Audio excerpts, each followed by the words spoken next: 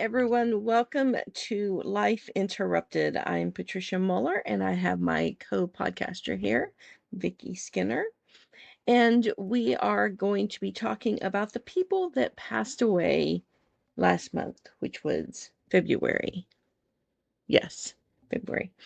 So please note that we do talk about death, grief, and sometimes talking about these people's lives, it can get emotional and it may trigger some things in you. So be aware of that before you start watching.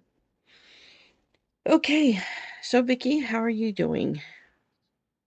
I am all right. I feel You said it like was a long week.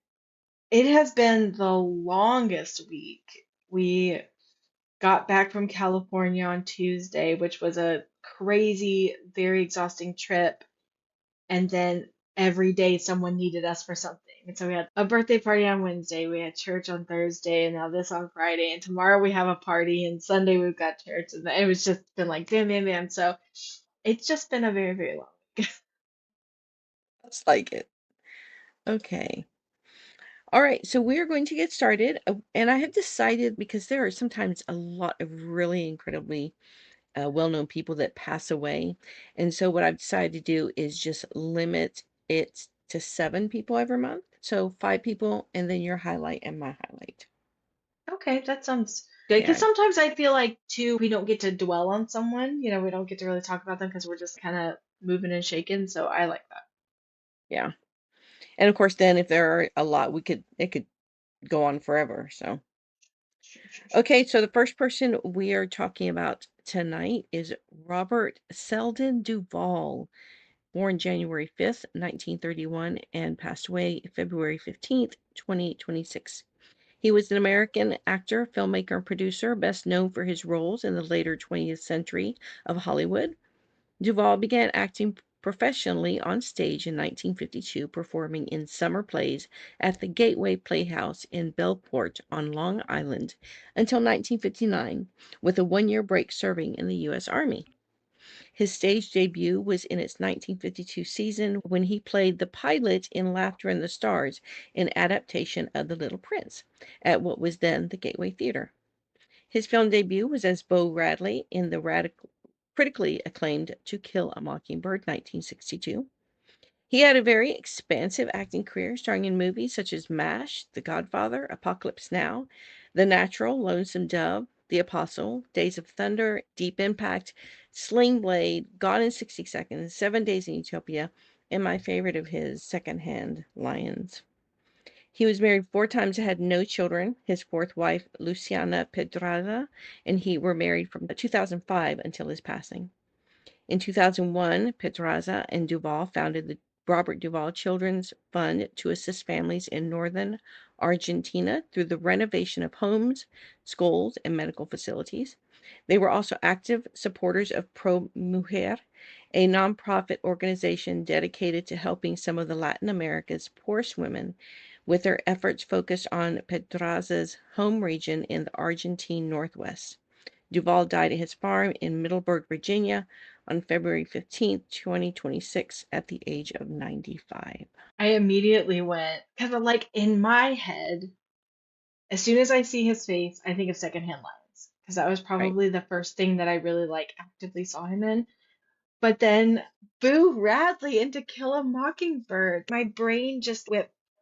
And so I'm like, oh, like I'm trying to picture his face. He would have been so young and with the Mhm. messy hair. And I'm like, man, I need to go back and watch To Kill a Mockingbird. Now is clearly the time. Yeah, when I look up these people, usually look at Wikipedia, and some of them are very short, and his Mm, just went on and mm. on. And I thought I could sit here and talk about him all night. Well, and I mean, starting in 1952, that's a 70-year career, right? Because we're going to talk about some other people who have less extensive filmographies, and some people, they get what they wanted out of that career and then they move on, just like anybody would in any career. Not everyone stays in a career their entire life. But then there are some people who like that's just what they do forever. I think of the the Maggie Smiths and the Judi Denches and the Donald Sutherlands that just have these insanely long careers, and he was one of them. Yes. And he just I don't know, his way of acting was definitely different because it just you could just tell it's just also him. Hmm. That's the feeling you get. So, He had a very like sincere way of acting. yes, he had a long career. It was very, very sad at his passing. I don't know if they ever said what his last thing he did was. All right, the next person is Eric William Dane, born November 9th, 1972, died February 19th, 2026. He was an American actor born in San Francisco, California. He had a young brother. They were raised in their mother's Jewish faith. He was an athlete in high school, playing on the boys' varsity water polo team. He decided to pursue acting after appearing in a school production of Arthur Miller's All My Sons. After multiple television roles in the 1990s and 2000, including his recurring role as Jason Dean on Charmed, he was cast as Dr. Mark Sloan on the ABC medical drama Grey's Anatomy. He went on to appear in such films as X-Men: The Last Stand, Marley and Me, Valentine's Day, Burlesque, and Bad Boys: Ride or Die. He is another actor who had an extensive career. He played small roles in Saved by the Bell, Wonder Years, Roseanne, and Married with Children. He played recurring roles in Gideon's Crossing, Charmed, and Grey's Anatomy. He was in numerous movies such as The Basket, Jack and Jane, X-Men: Last Stand, Open Water, and Valentine's Day. Jane also starred in the 2017 feature film Grey Lady. His wife Rebecca Greyhart also appeared in the film. They were married from 2004 until his passing. Although they were married on paper, they were separated but never divorced. He was in a relationship with Janelle Shirtcliffe at the time of his passing. Jane died on February 19th, 2026, at the age of 53 from respiratory failure related to ALS. I had read somewhere, I didn't keep up with him off screen really, but I had read somewhere that he had been diagnosed, like it was like less than a year or something like that between when Oh, he was wow. diagnosed and when he passed. I hope I got that right. Something like ALS can take a long time to sort of manifest, and so it's really kind of terrifying that it happened that fast. Yeah, the That, CEO of the company I worked for, he passed away of ALS or complications mm, due to ALS. And they knew about it for years mhm. before it took them. Yeah, it's one of those things that usually, you get like one weird symptom and then it gets worse over time. He was still relatively young, but looking at his credits, I'm like, oh, he was in that. Oh, yeah, he was in that. He was in that. I knew him best from Grey's Anatomy, but because he did all of his small parts and then he had a huge role in Grey's Anatomy. But then when he moved over to Euphoria, that was when all of us were like, oh, Eric Dane. He wasn't, I mean, he was a villain, but he wasn't a villain, but he was that character that you just love to hate. So really seeing the range because I think that he was put in a very specific kind of role up until that point. And then it was like, oh, you're actually a really great actor. You just weren't given the opportunity to like stretch that talent. Everything I ever heard about him was very positive. Everyone said he was a very nice guy. It was very sad. I was sad to hear that he had passed. Yeah. Okay. The next person we want to talk about is Robert Reed Carradine, born March 24th, 1954, and died February 23rd, 2026. He was an American actor and member of the Carradine family. He was born on March 24th, 19 in the city of Los Angeles to actress and artist Sonia Sorrell and actor John Carradine. He was one of many actors in the Carradine family. His full brothers are Christopher and Keith Carradine. He also had two paternal half-brothers, Bruce Carradine and David Carradine, and a maternal half-brother named Michael Bowen. His parents divorced when he was 2, and his father won custody of him and his brothers after a lengthy custody battle. While still in high school, he lived with his half-brother David in Laurel Canyon, California. Under David's care, he pursued two of his major interests, race car driving and music. He and David performed together in a musical quartet that played small clubs in Los Angeles and San Francisco. He made his film debut in 1972 in The Cowboys, starring John Wayne. He played in numerous films such as Cannonball, Orca, The Lone Rangers, The Big Red One, Revenge of the Nerds, and in the Lizzie McGuire movie. Carradine had 3 children. Actress Ever Carradine with Susan Snyder and Marika, and Ian with his ex-wife Edie Mani. Carradine was diagnosed with bipolar disorder, which can cause swings in emotions, and which at the time of his death he had been battling for 2 decades. Carradine died at a hospital on February 23, 2026 at age 71. The death was ruled suicide by hanging by the Los Angeles medical examiner. His body was cremated and his ashes were scattered at sea. I want to say that one of his either father or grandfather or somebody, or also they suffer from Mm, mental health. The first thing I saw him in was Revenge of the Nerds when I was like mm, 19 years old. He was just young, and when I heard what happened, it was just very sad. mm. Yeah, I'm really surprised that I didn't know that happened because I know him from Lizzie McGuire. He was Lizzie McGuire's dad through the whole series. Mm, And so as I was scrolling down, I was like, oh, I don't know this name. And then I was like, oh, of course. But that just went right past me. I had no idea that it had happened. we've seen a lot of suicides in doing these things. Mm.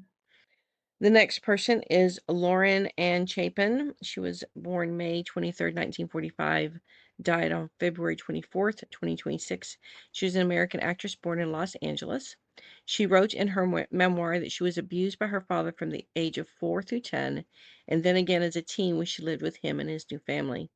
She is best known for her role in The Youngest Child, Kathy Anderson, nicknamed Kitten, on the television show Father Knows Best between 1954 and 1960. She appeared in 196 episodes of the 203 in the series. 2 of her older brothers were also child stars, Billy and Michael Chapin. After her role in Father Knows Best, she went through 20 years of drug abuse, prostitution, miscarriages, and education. She wrote a memoir entitled Father Does Know Best, the Lauren Chapin story, that was well received. In the late 1980s, while living in Texas with her son and daughter, Chapin got to know actress Jennifer Love Hewitt, who was a friend of her daughter, Summer Healy Chapin. Chapin brought both girls to Los Angeles, where they were signed by an agency. Chapin had second thoughts and withdrew her daughter. However, that move launched Hewitt's career. Chapin died from cancer in Miami, Florida on February 24th, 2026, at the age of 80. And the month Goodness. before, we had lost that other actress that played on Father Knows Best. Oh. She was the one that did all that philanthropy work, that opened the Yeah. children's home, and yeah. But Um, goodness. What a lot to go through though. mhm, I'd be really interested in reading her book. yeah. Yep, like I said, that's one of my favorite old shows. I remember her all the way through it. I don't guess I've ever seen an episode. I've seen so many old shows and sometimes I'll even just be like, "Oh yeah, I watched an episode here or there." I don't like I can't remember ever having had any kind of experience with it.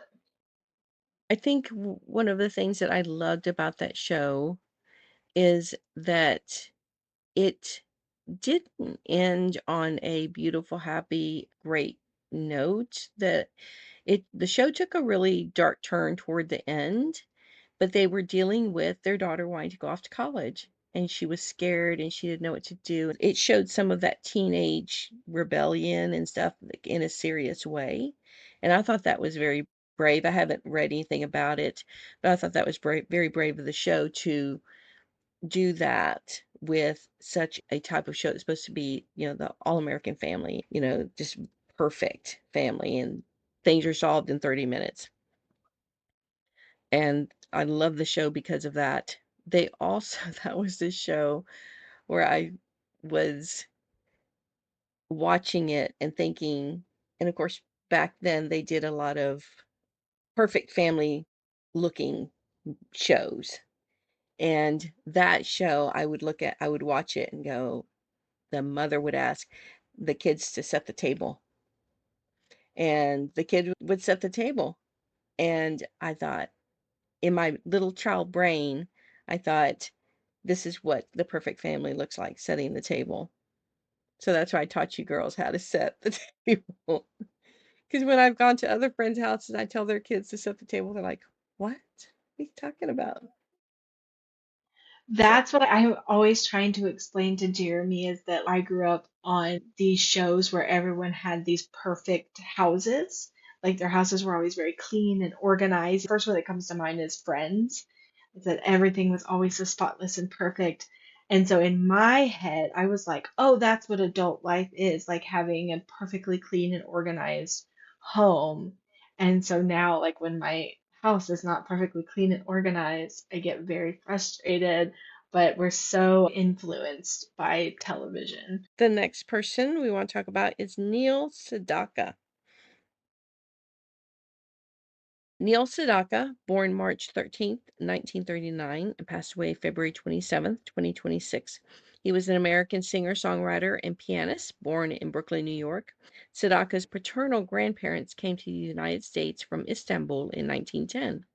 He grew up in the Beach neighborhood of Brooklyn, where he lived across the street from Neil Diamond and dated Carole King. In 1947, at the age of 8, he auditioned successfully for a piano scholarship at the Juilliard School of Music's preparatory division for children, which he attended on Saturdays. At the age of 13, he was introduced to a 16-year-old Howard Greenfield, who was an aspiring poet and lyricist.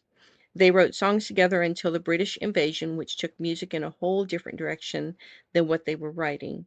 Sedaka moved his family to the UK, where he began writing songs with Phil Cody. Throughout his career, he wrote many songs for other singers, such as Love Will Keep Us Together, performed by Captain and Tennille, Where the Boys Are, performed by Connie Francis, and Crying in the Rain, performed by the Everly Brothers. He also sang some of the songs himself. He did many more records and performance and recordings with other artists throughout his lifetime. Sedaka was married to Liba Strasberg in 1962. The couple had a daughter and a son. Sedaka last appeared in public on February 25th, 2026, while dining in a local restaurant and had shown no signs of ill health. On the morning of February 27th, 2026, he was hospitalized in Los Angeles, experiencing an undisclosed medical emergency, and died later the same day at the age of 86, only 2 weeks before his 87th birthday. He was buried at Beth Elam Cemetery in Los Angeles. I don't recognize Yeah, his face, or I mean, obviously I know the people he worked with, but right. Yeah, he didn't have too many songs himself that he sang that went real big, but he was a good songwriter. Okay, we are done with our regular people. We're doing our highlights. My highlight is Dan Simmons. He was born April 4th, 1948, and died February 21st, 2026. He was an American science fiction and horror writer, born in Peoria, Illinois.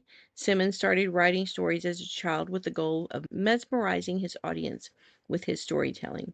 Simmons received a BA in English from Wabash College in 1970 and in 1971 a master's in education from Washington University in St. Louis.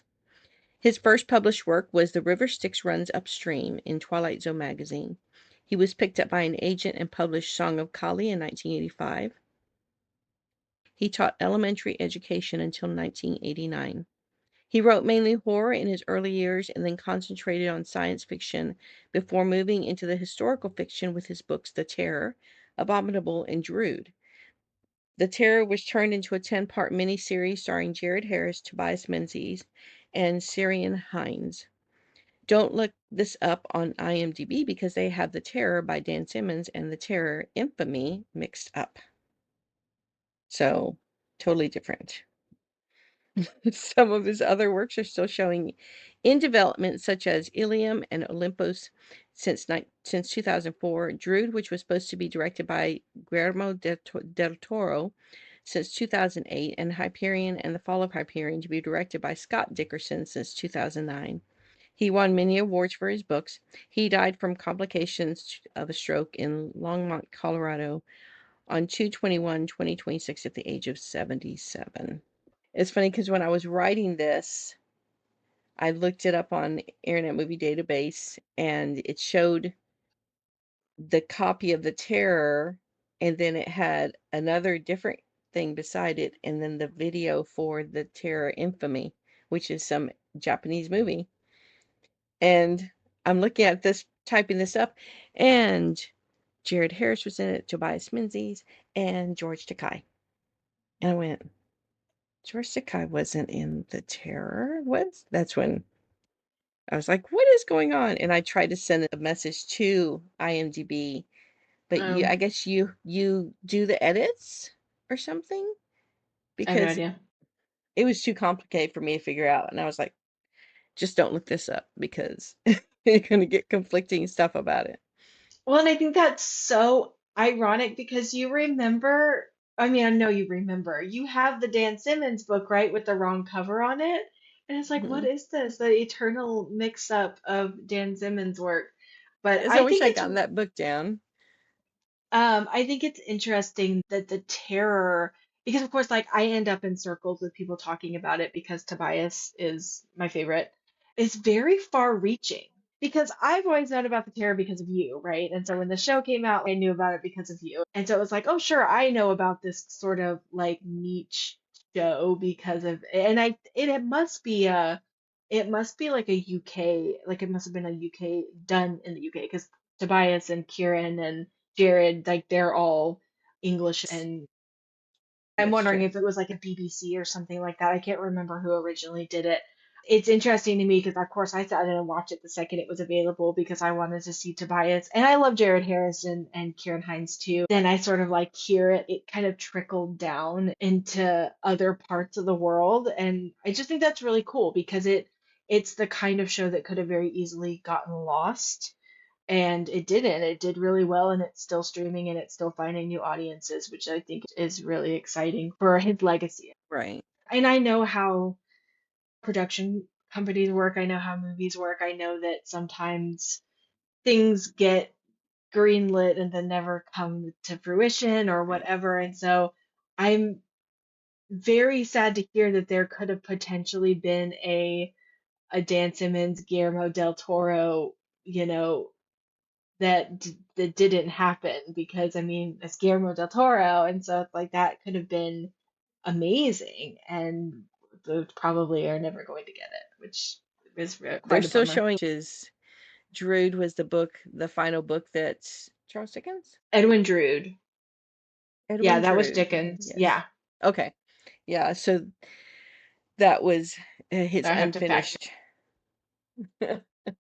It's like, is there another one? Who wrote Sherlock Holmes? Who's it? I was like, I don't want to sound stupid, the literature major, be like, yes, we're sure it was Dickens, and it was really someone else entirely. Drood was that final story about the character from Dickens' book Drood. So Yeah. I remember reading it. I don't remember a whole lot about it. I haven't read it as much as I have The Terror, but I think one of the things that what made The Terror so special was when I decided I wanted to start listening to some books too. I'd listen to audiobooks. I got this long drive to work, long drive home. And so I went by the Richardson Library and got a library card and started looking and found the first one that sounded interesting, which was The Terror. And I listened to it. It was John Lee who read it, who has an amazing voice. And I just the book, and I love how he made Francis Crozier the good guy. I love Mm. that. So I so desperately wanted to connect with that book the way that you did. Like I wanted it so bad, and it because I love historical fiction. I love all of that, and especially those little pockets of history that we just don't know anything about. Those are kind of my favorite. I like to get obsessed with little things that no one else has ever heard of. Of course, he's a phenomenal writer. I think it was maybe just the timing, and I wasn't being able to really. But the show is lovely. It's horrifying and lovely. hey, we can put down on a list the Well, and that's adaptation why I was list. like, man, if Drood ever happens, let's read Drood and watch that because that would be so great. I would really enjoy that. And I wanted No, to, was it Carry On Comfort that we were just talking about the other day? I should just put them all on my Libby wish list and just make my way through his more popular ones. it's funny when I always used to say that Neil Gaiman was my favorite author back years ago, and Then I sat down and counted how many books of Neil Gaiman's I had and how many of Dan Simmons, and I realized that I had more of Dan Simmons. But that's also, I think, because I have like 5 or 6 different copies of The Terror. Yeah, and your whole collection that you had of Dan Simmons books was quite impressive. So, Yes. And then I haven't even, I think when you gave me the German version of The uh, Terror, I opened it then, I read a little bit of it, and I haven't opened it up again, but I have it. So it was very shocking to learn of his passing, and I've changed my picture on the back of my laptop to the picture that's in the it's a script. very So, a very good picture. That's such an intense author photo. It's so like yes, it's so I good. love it. Yeah. Yeah, it was very sad, and I'm very sad that he's gone. So, There's something, I don't know, me and you had already talked about it, but there's something so jarring about connecting with someone who's an artist and who is creating and just having that awareness that they're not going to create anymore. There's not going to be any more because that's how you know someone who is an artist. You know them through their work and because this is someone like Dan Simmons, he's not like all over social media. He's not like living in a very public way, and so that's the only way that you can connect with this person, and you clearly did. You clearly connected with his creativity and his brain and his interests, and so it can be very jarring to have that realization of, oh, that's it, like this is all they're ever going to, this is their entire body of work and their body of work is now complete. It's kind of scary from the other side as a creator to know that, oh, eventually something you work on is going to be the last thing you work on, and that's it's very sad. But at the same time, especially someone like Dan Simmons, because again, I only knew Dan Simmons because of you. And so in my head, and I know this is not reality, but in my head, I'm like, oh, he's just a small author. He was not a small author. He just was someone that I didn't know him because I didn't run in the horror and the historical and those circles in the literary world. And I had stumbled onto a Reddit thread of horror really recently because I've been spending a little bit more time in horror circles trying to find what kind of horror I want to read. And so many people recommend Dan Simmons, so many people. And I'm like, oh, like everyone knew him. He was a big yeah, deal. Just like if I were to go, oh, this romance author, and you'd be like, who? And it's like, yeah, but in right. my circles, and so in horror circles, he's a household name, which is, very cool. Yes. And he did Summer of Night. He did like 3 different ones. I thought, Seasons of horror. okay. Let's do it. I was like, oh, there's also a Lisa Kleypas book that came up. Let me add that one. She's romance, like Secrets of a Summer Night. Sounds good. Let's just read all the books. McCabe is another one of those. He's, man, a great horror author. But you would be freaked out by him. He did some really creepy stuff. Trying to figure out like what is the one that I know his I name, and so what Yeah, is the because one I I read know him his for? book Swan Song.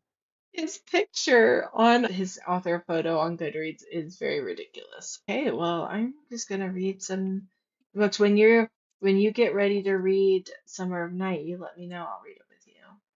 Well, that's the end of my highlight person. Vicky, who is yours? I'm going to be talking about James Vanderbeek, our James. America's sweetheart, James Vanderbeek, who was an American actor, if you don't know, who was best known for playing Dawson from Dawson's Creek, which ran for 6 seasons, began in 1998, which seems kind of crazy that it was that long ago. James Vanderbeek was born in Cheshire, Connecticut on March 8th, 1977.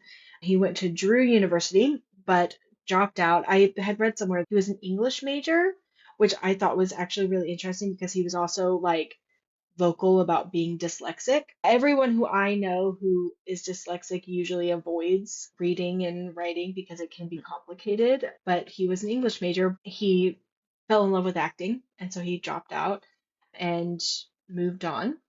And in 1997, he was cast for Dawson's Creek. He did a few things after that were kind of well known. I think his next biggest thing would have been Varsity Blues. I never saw Varsity Blues, but I know that he's very well known for Varsity Blues.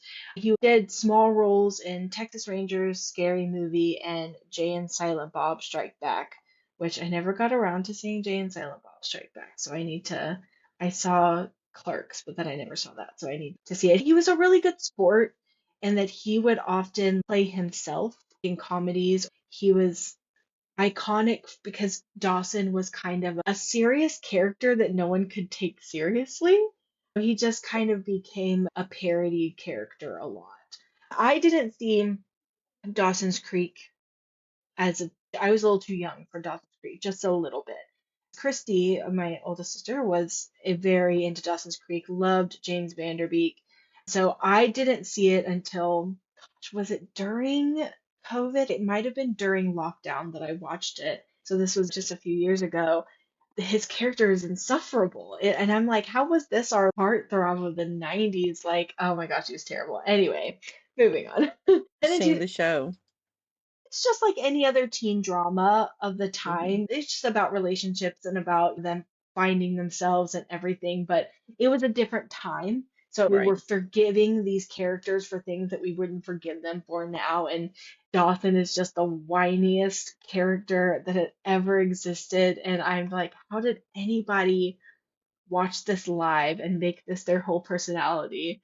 All due respect to the show and the fans it created, because it definitely paved the way for a lot of later teen shows. It's hard to watch now for the first time. A lot of it didn't age very well, but it had a controversial finale in that it was like it did some of its characters dirty a little bit at the end.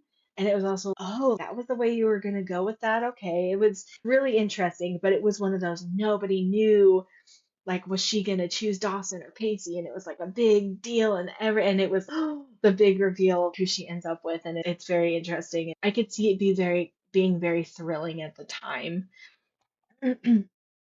Especially for a young person. So, Oh, absolutely. yeah. Absolutely. So, Yeah, because I tried to go back and watch Gossip Girl as an adult.